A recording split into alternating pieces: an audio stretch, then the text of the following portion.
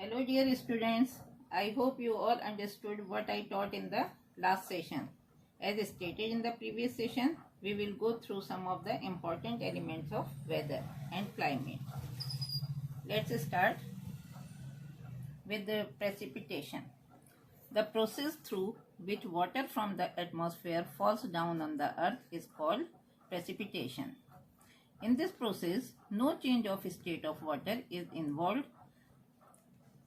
There is only change of geographical location from the atmosphere to the hydrosphere and the lithosphere. Precipitation occurs when tiny cloud droplets join together into larger rain droplets, become heavier and fall to the earth's surface through the atmosphere. Number 4. Humidity. The amount of water vapors present in the air is called humidity. Amount of moisture in the atmosphere is closely related to the temperature of the air, is said to be unsaturated air. 5. Winds. Wind is the movement of air. Air moves from high pressure areas to low pressure areas. Such a horizontal movement of air is called the wind. The winds are named on the basis of the direction from which they blow. Wind blowing from the east is called an easterly wind, and wind blowing from the west is called westerly wind.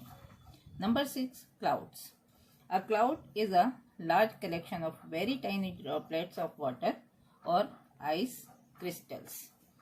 The droplets are so small and light that they can float in the air. Clouds are formed through evaporation and condensation. Now you see how the earth and its atmosphere get heated. The only permanent and continuous source of heat on the planet of earth is the sun. The sun constantly radiates heat and light in all directions. This process of giving out of energy by the sun is called as the solar radiation. Number 1. Insolation. These are the process. The amount of solar radiation received on the Earth's surface is called insolation. The sun's energy travels to the Earth as electromagnetic radiation. The incoming solar radiation is received in the form of short waves. These waves reach the Earth's surface without heating the atmosphere. Number 2. Terrestrial radiation. Solar radiation is in the form of short waves and it reaches the Earth's surface without heating the atmosphere. Most of these heat energy is reflected back by the Earth's surface in the form of long wave radiations known as the terrestrial radiation. The atmosphere is thus heated indirectly through the Earth.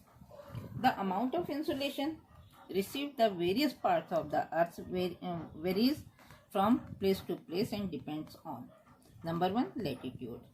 The latitude at which a place is located affects the temperature of the place. The spherical shape of the earth causes the different parts of the earth to be heated to different degrees. You can see the diagram. Temperature decreases from the equator to the poles from the above illustration.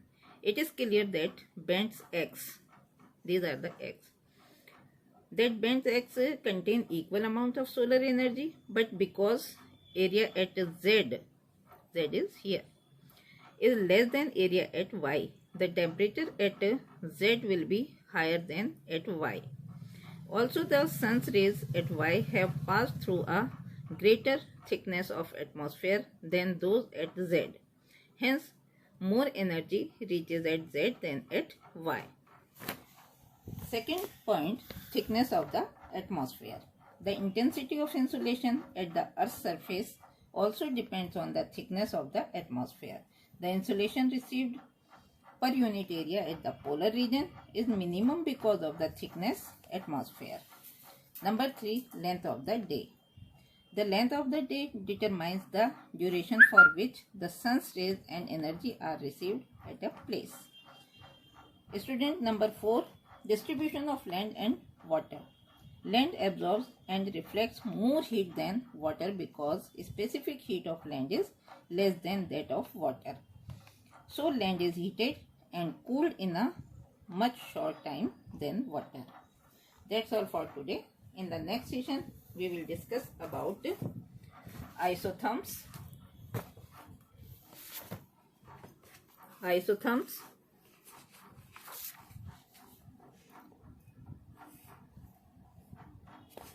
How rain is shown on a map, and measurement of temperature. That's all. Thank you.